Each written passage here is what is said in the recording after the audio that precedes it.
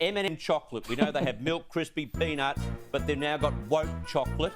M&M's iconic characters have gotten a modern makeover. On the inside and out, the 6 characters will have a redesign to their personalities and look. The Mars company said in a press release, they've created new looks for the characters to underscore the importance of self-expression and power of community. I mean, what kind of message does it send to children when you devour these little non-binary bonbons?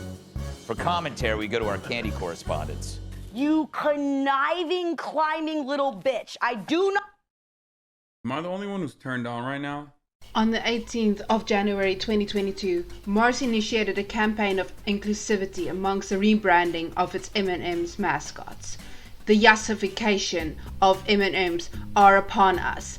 And in essence, that means they changed the shoes of these sweets, leaving many of us to say, excuse me, this isn't Pride Month, that's V Suspicious Mars.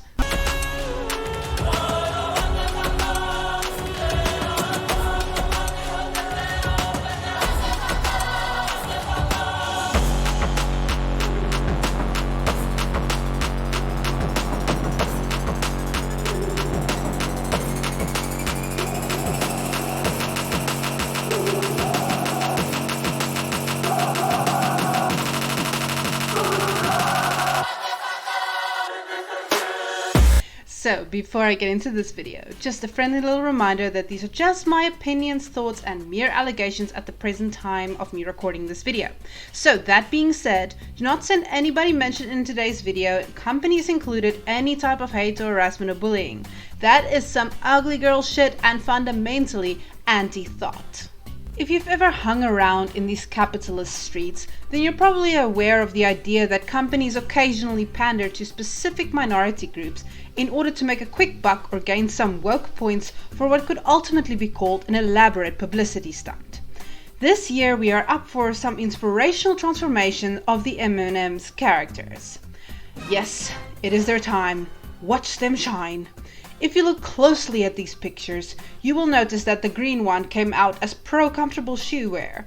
And we have yet to have any clarification what that means, but either way, purely stunning and brave. Now, the company stated that this change was in an effort to be more inclusive. However, the chocolates themselves will not fundamentally change. So if you are the type of person that by any chance buys candy due to how it tastes, you should know that you are wrong. Dead wrong. If your candy is not giving you gender and sexuality personal growth, then it's just not gay enough to enjoy. Sorry you had to find out this way, but throw away the fucking trash you've been eating up until this point. In an interview, Mars said to the Washington Post that each of the anthropomorphized candies have been assigned a fresh personality and look that seems like it would be right at home in the cast description for the new CW drama. Yes, that's what they said. The 2 female characters, Green and Brown, will team up as a force supporting women, together throwing shine and not shade. Oh dear God. Miss Green M&M, who once modeled for the Sports Illustration swimsuit issue, is swapping her high-heeled go-go boots and strappy heels for cool, laid-back sneakers. And Brown is getting lower pumps because it's 2022 and most of us aren't tottering around in C-suit stilettos. Green will now be more about confidence than sex appeal. Yellow, on the other hand, will be the optimist. So in previous ad campaigns, Yellow appeared as the sort of dope of the group, often slow to catch on to the punchline of nearly every TV ad. You know, the stoner of the group, basically, is what they're trying to say.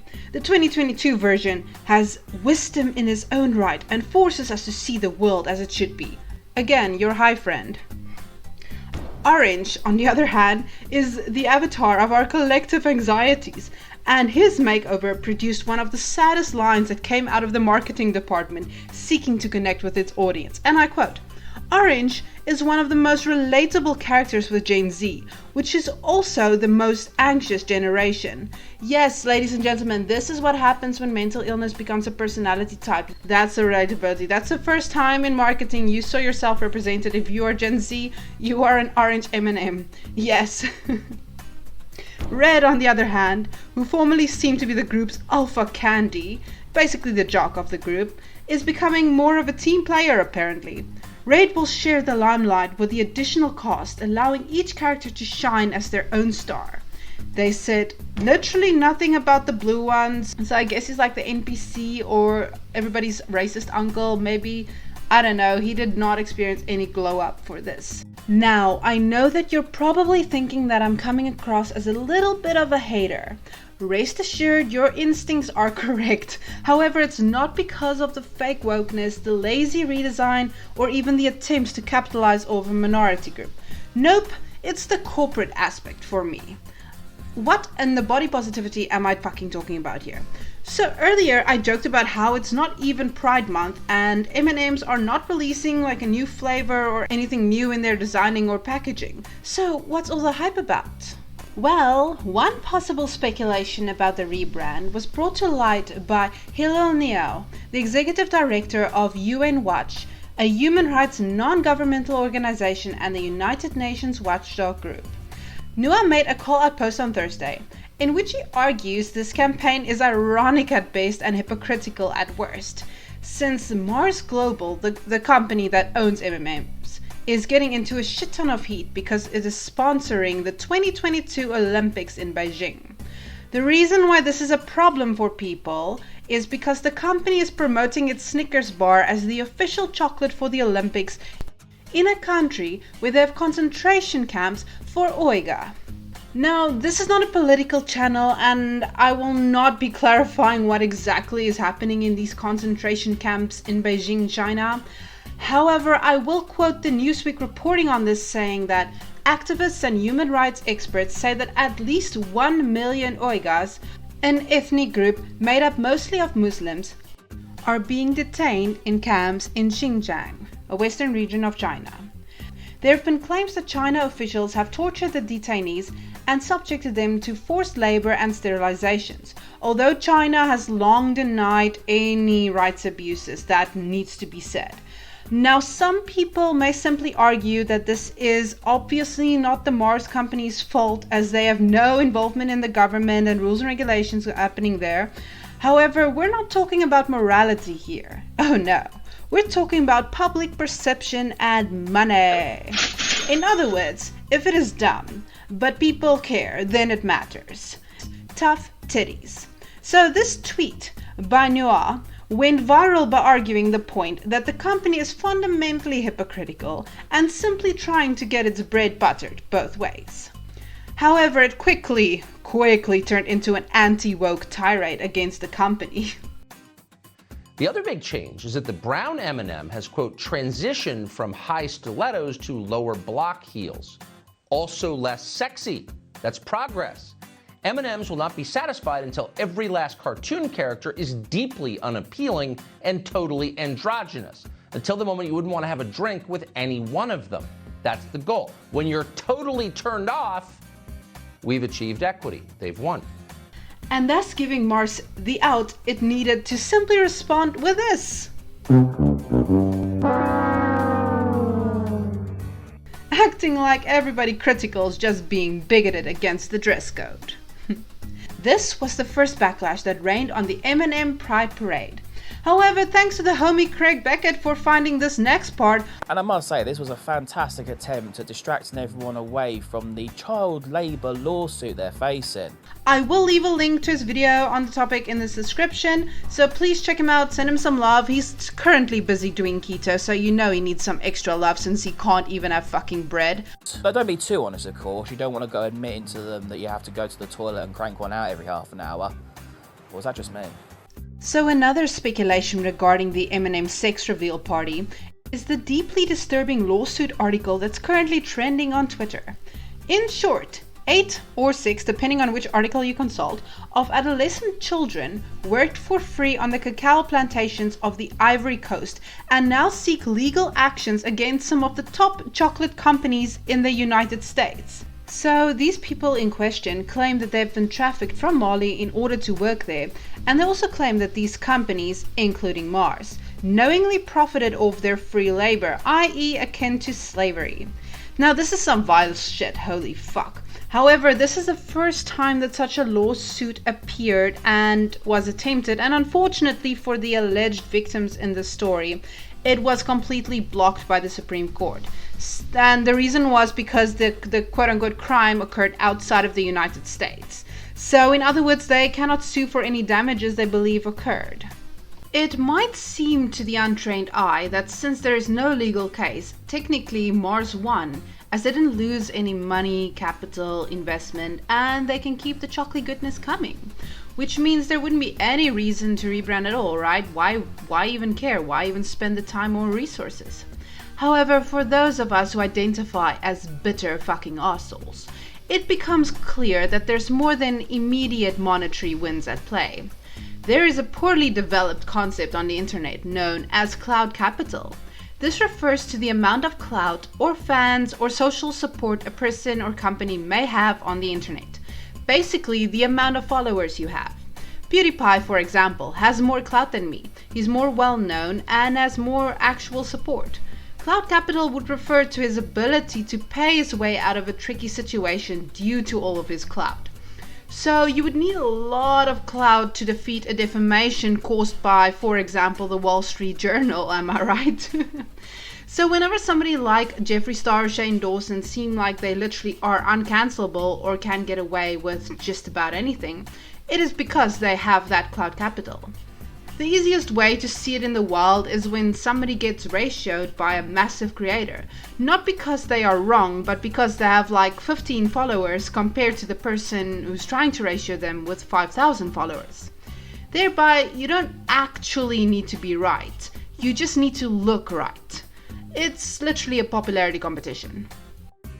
This is most likely what all these companies, including Mars Global, are looking to attain. They want to build and grow their cloud capital, so that if there is an attempt at canceling them, they can easily bounce back without losing their client base and investors. Personally, that is what I think is happening here. Now don't get me wrong, this isn't inherently bad or malicious practice. This is something that could also happen accidentally as people just start liking an influencer or brand over time. This is in fact the goal of anyone who wants to make a career out of social media.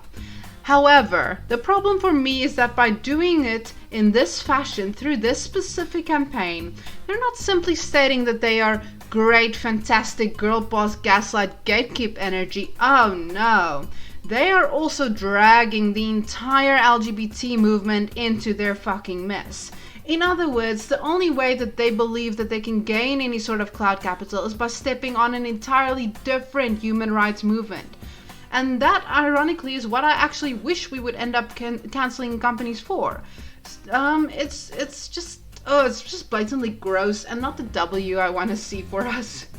Now, I wouldn't confidently say at this point in time that they're doing this whole campaign, charade, facade, pride parade in order to avoid any specific criticism or conflict, as the above mentioned are mere speculations and they seem largely to go unchallenged. They might just be trying to gather some of this clout for the winter season, you know, like they sort of want to get ahead of the curve and start building a loyal fan base without doing the one thing that matters most, changing the fucking chocolate. Holy shit, it seems like hard mode in my opinion.